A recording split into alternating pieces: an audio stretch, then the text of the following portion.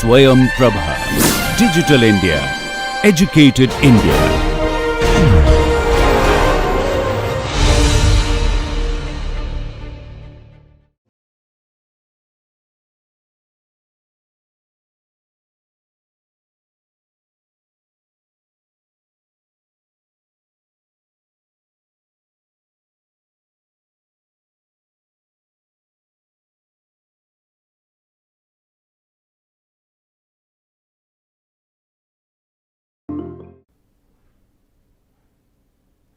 Okay.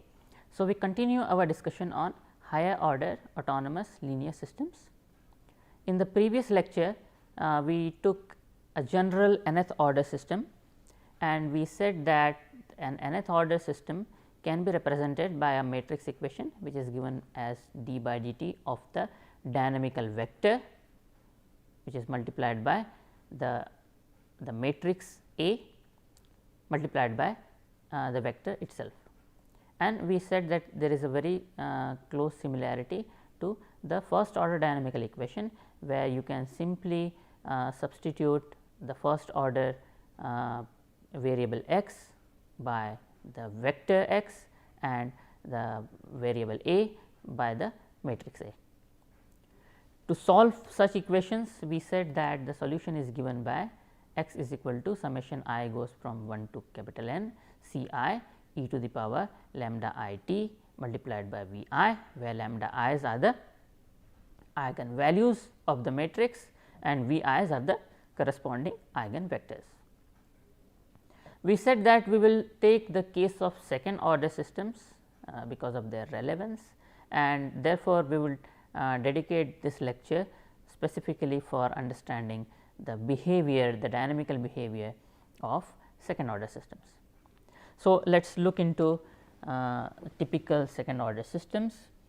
So, as I made a mention previously, I can write an autonomous second order system as representative system as d x 1 by d t is equal to A x 1 plus B x 2.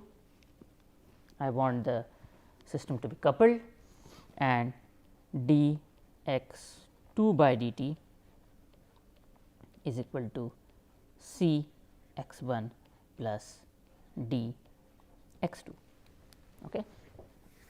Now, the first step to do this analysis would be to convert this system of equations to a matrix equation. So, I would write this set of equations as a single matrix equation as d by dt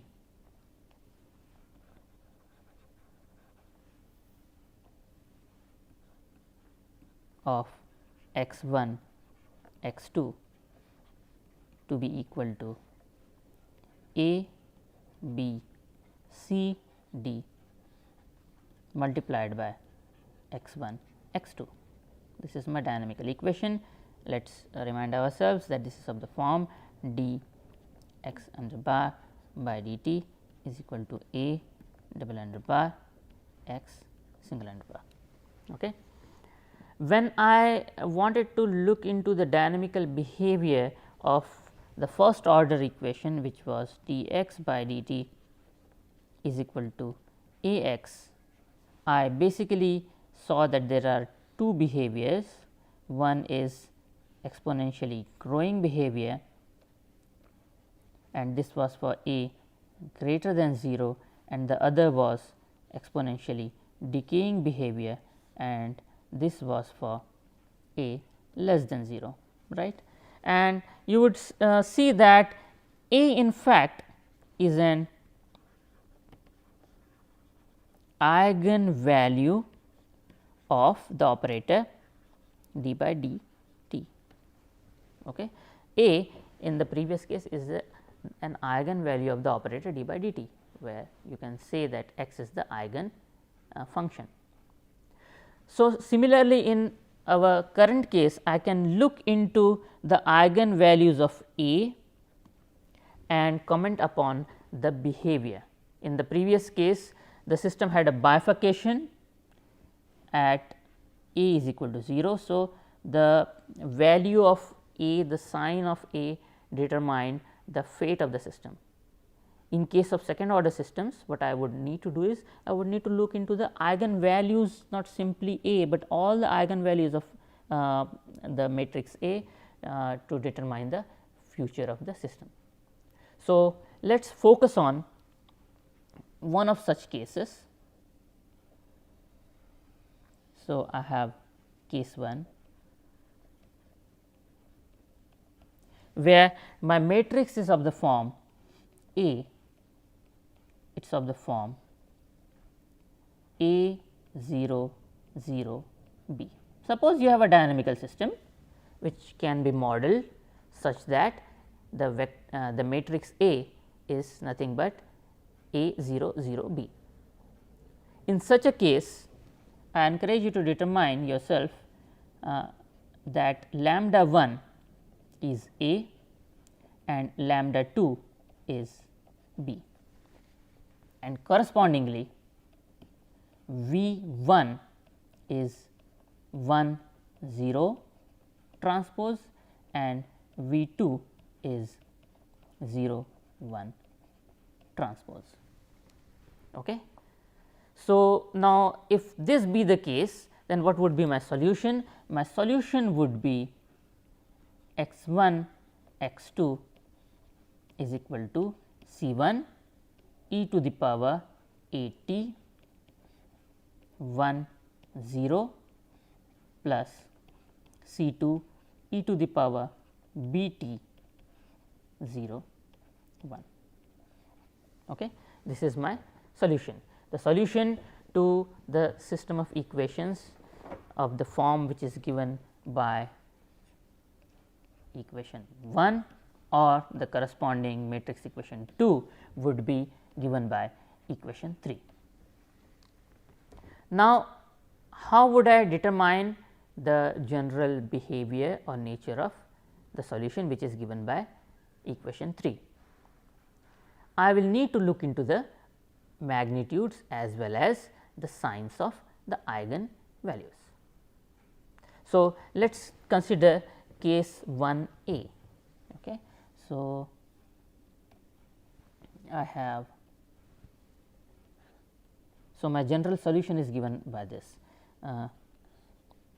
x 1 x 2 is equal to C 1 e to the power A t 1 0 plus C 2 e to the power B t 0 1. Okay. Now, if I want to plot the variation of x 1 and x 2, then how would I do? Let us say that I plot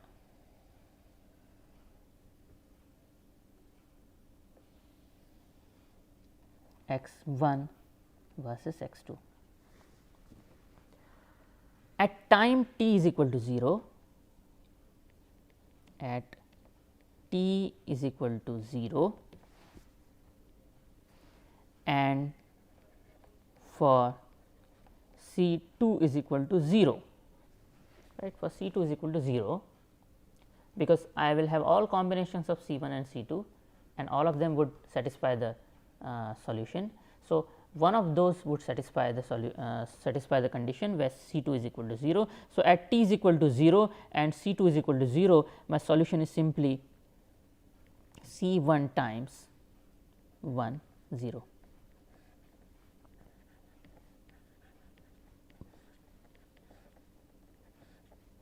Right, and further I can set C 1 as 1, which would give me simply the solution as 1 0, right. So, therefore, 1 0 is a solution, 1 0 is a solution. But now I can set C 1 as 2, which will give me 2 0 as a solution, which means I have this 2 0 as a solution and I can go on, and this will give me this entire line as the solution line. Okay. So, this entire axis is in fact a solution to my system of equations. Similarly, now I can do at t is equal to 0 and for C 1 is equal to 0, I can write x 1 x 2 as C 2 times 0 1, and following the exact same analysis, now I can draw this entire x 2 axis as the solution to my system of equations. Fine. Now, the question is, what is the nature of the curves which go along x 1 and x 2. Okay. So, now I have a case 1 a, where I say that a is less than 0 and b is greater than 0. Okay. So, here in this a is less than 0 and b this is greater than 0. So, therefore, e to the power a t will be equal to 0 as limit t tends to infinity. So, as time goes to infinity, e to the power a t would become 0. Therefore, this vector which is along this axis, which I am representing by this, will be the solution as I go to as time t tends to infinity. So, this is going to be a stable line, whereas limit t tends to infinity e to the power b t will tend to infinity, right, will tend to infinity. That means, what? My system is going to diverge along this curve, fine. And then what I see is that my system of equations is d by dt of x 1 x 2 is equal to a b c, in fact a 0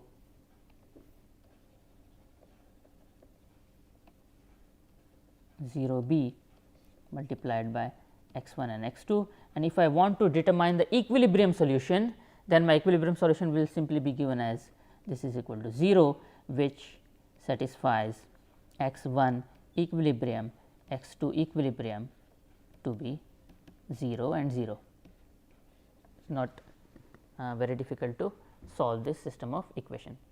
So, my equilibrium solution for this system is this point 0 0. Okay. And then what I see is that when along the x 1 axis, the system converges, and along the x 2 axis the system diverges, right. So, how do I draw the direction of the time? So, the problem in this particular diagram is that there is no time, there is only x 1 and x 2. Okay. So, let me draw the phase portrait elegantly. I have this x 1 axis which is stable. So, therefore, I can say that wherever I start from, I am always going to come towards this point 0 0 0, because e to the power a t for a less than 0 is going to converge to 0 0. And this is exactly the opposite case for the other axis. So, therefore, I would have the direction of the time being denoted like this, right. Now, this was the case when one case when C 2 was 0, in the other case C 1 was 0. Now, when I introduce both C 1 and C 2, what is going to happen is that I am going to go into one of these quadrants, either this or this or this or this, depending upon the values of C 1 and C 2 that I choose. Okay. So, therefore, when this happens, when C1 and C2 are non-zero and depending upon whether they are positive or negative, I am going to get one or the other points in these 4 quadrants, and therefore, my solutions would look like this. I would be present in one or the other quadrants. So, these are the phase lines. Okay. So, if I start at any one point on this phase line, which is going to be the solution, how am I going to evolve in time? So, I need to give the direction of the time on this plot, and that is not very difficult. What I see is that along the x1 axis the system is going to be convergent, and along the x2 axis the system is going to be divergent. So, therefore, the direction of time is this. For this quadrant, the direction of time would be this for this quadrant. Similarly, it would be this in this quadrant and this in this quadrant. The arrows, I must repeat, give you the direction of time, because the plot has been drawn for between x1 and x2. So, when you go along the direction of the arrows, you are basically evolving the system in time, and therefore, what it basically says is, what this phase portrait says is that if you start with any one point along the x1 axis, you are going to converge. So, therefore, the value of the variable x1 is going to go to 0 and the value of x2 is going to diverge to infinity. Now, imagine a case where instead of this, we wrote here a1 greater than 0 less than 0 and b greater than 0. I have the exact opposite case where a is greater than 0 and b is less than 0. What is going to happen in that case? In that case, what is going to happen is that this 2, so this is a greater than 0. So, this axis will become the unstable axis in the second case, and here b becomes less than 0. So, this axis now will become stable axis, and I then leave this as an exercise for you to determine the direction of the arrows. In fact, all the arrows will have exactly the opposite direction.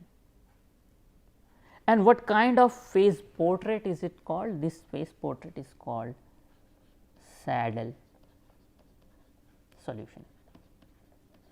Okay. So, why is it called saddle? Because from one direction you go towards minima, from the other direction you go to the maxima means you go the system diverges to infinity. Okay. So, therefore, it has a saddle like behavior, and such solutions are called saddle solutions.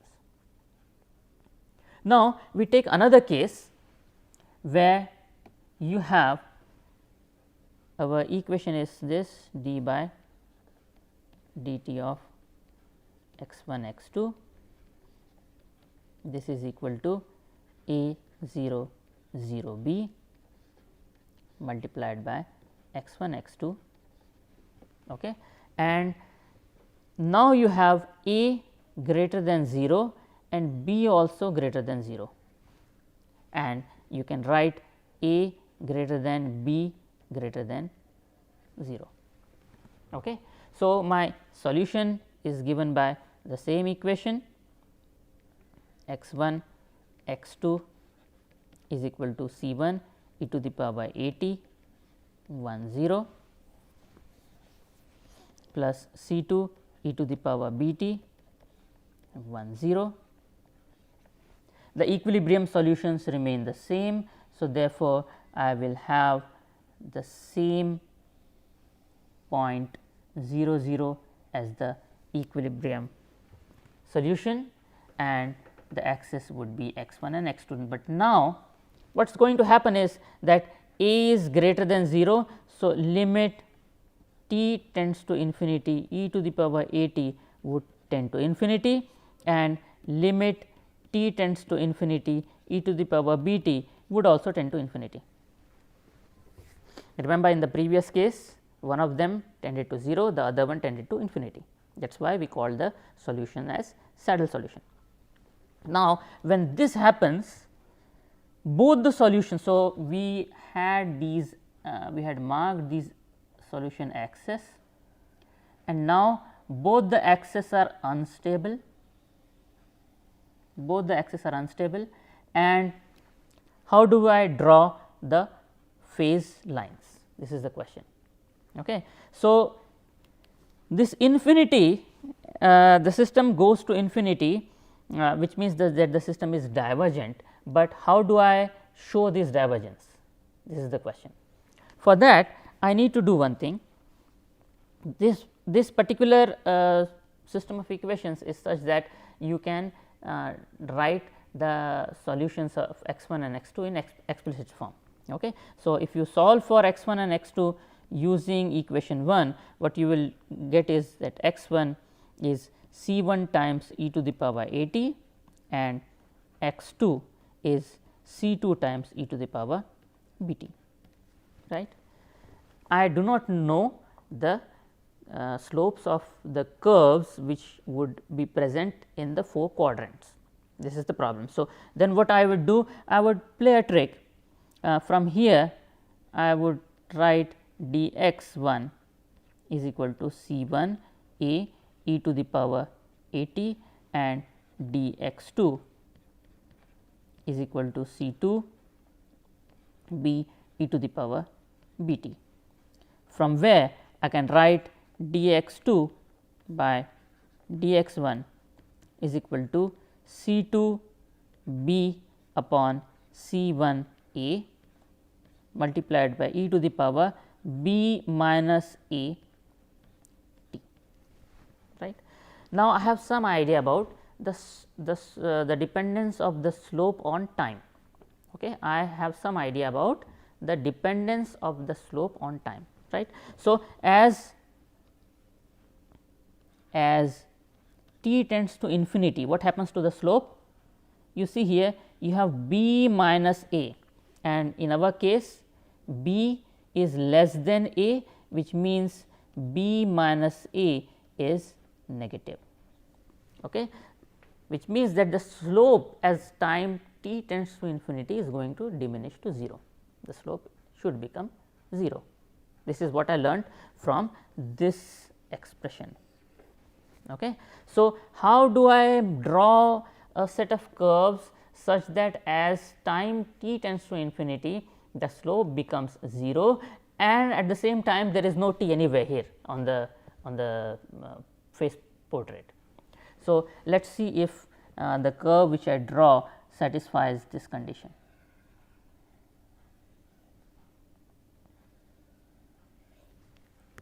Okay. So, if these are two curves on the phase plane, then if I draw a line like this, the direction of arrows like this, then what is going to happen? The direction of the arrow gives me the direction of time, and the slope is tending to 0 here as t tends to infinity. In this case, in this case, in this case, in this case, in every case. So, therefore, as time t tends to infinity, the system is the system diverging, is the system going to infinity? Yes, the system is going to infinity, but is it also satisfying the condition that the slope must converge to 0? Yes, it also satisfies the condition that the slope must converge to 0. So, now I can draw certain other lines as well.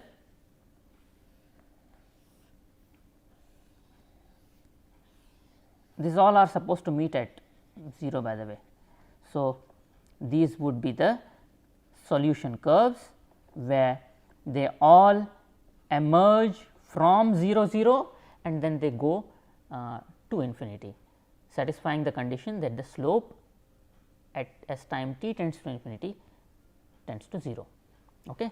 And if I follow these curves, do I get the correct nature of these unstable curves? Well, you see all the curves are pointing out. So, therefore, on this x 1 axis also I will point it out, on this y x 2 axis also I will point it out, again along positive x 1 axis I will point it out, and along negative x 2 axis I will point it out. And since I have written that x 1 and x 2 axis are unstable axis, in fact, I should have drawn the arrow outward, which is actually satisfied in this condition also.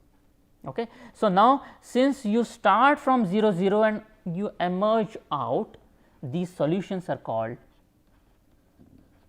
source solutions.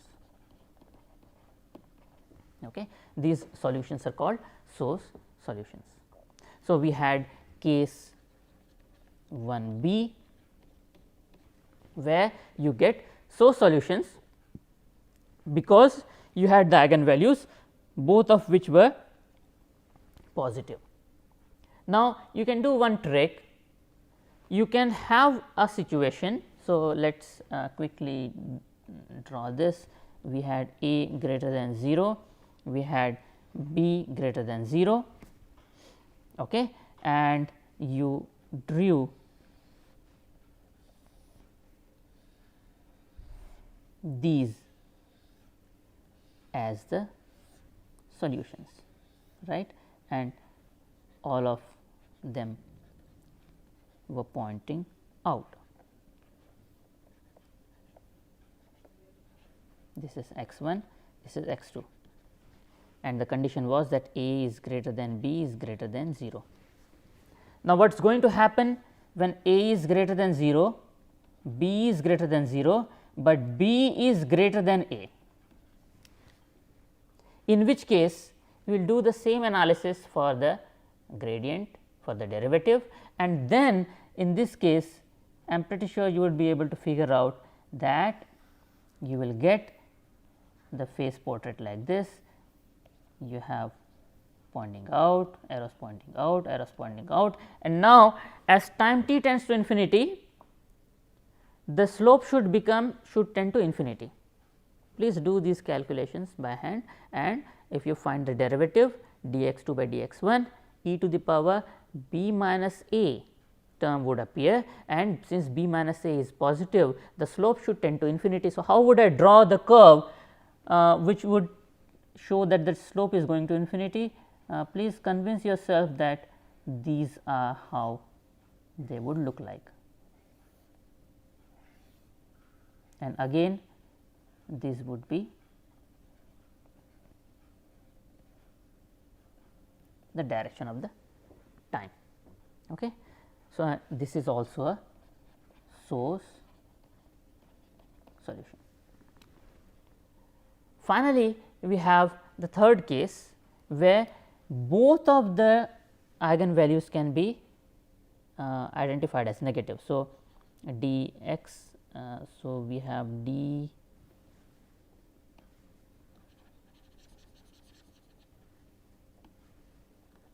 by dt of x 1 x 2 a 0 0 b x 1 x 2, and now we have a less than 0 and b less than 0. What is going to happen? Well, you will have the solution as x 1 x 2 is equal to c 1 e to the power a t 1 0 plus c 2 e to the power b t 0 1. So, therefore, like the previous case, what you would find is that the axis x 1 and x 2 in fact are the solutions. These axes are the solutions.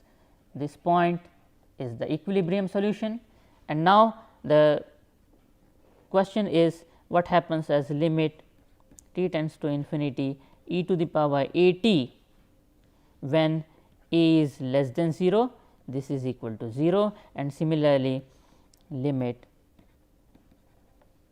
t tends to infinity e to the power b t when b is less than 0, this is also 0, which means that both the axes now x 1 and x 2 are stable axes, and if x 1 and x 2 both are stable axes, I can draw the arrows like this.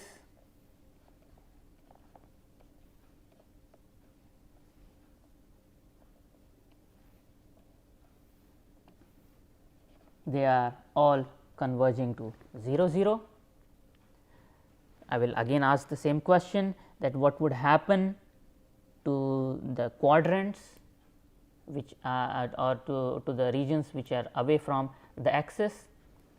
You can repeat the exact same analysis of the solution being given as x 1 is equal to c 1 e to the power a t, x 2 is equal to c 2 e to the power b t, which means dx 2 by dt by dx 1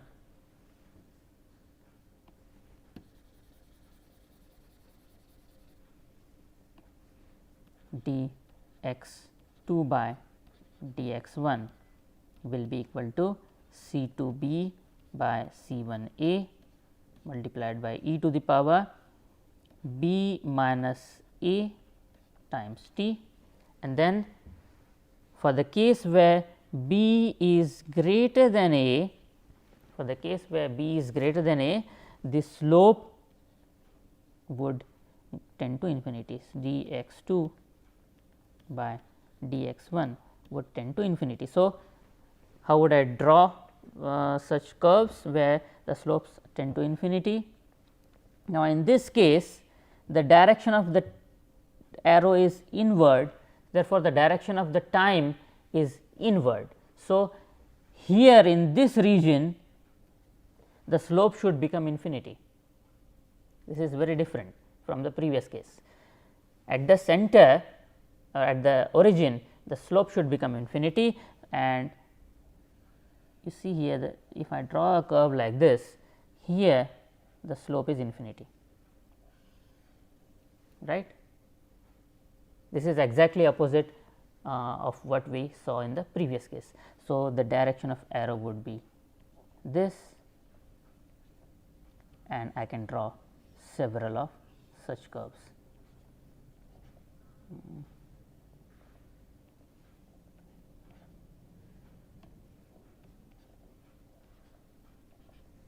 Okay. And then what would be the case when a is greater than b? Not very difficult to figure out. They would be directed like this, like this, these being the directions of the arrow, and so on. So, what is the nature of the solution? Such solutions are called sink solutions. Such solutions are called sink solutions.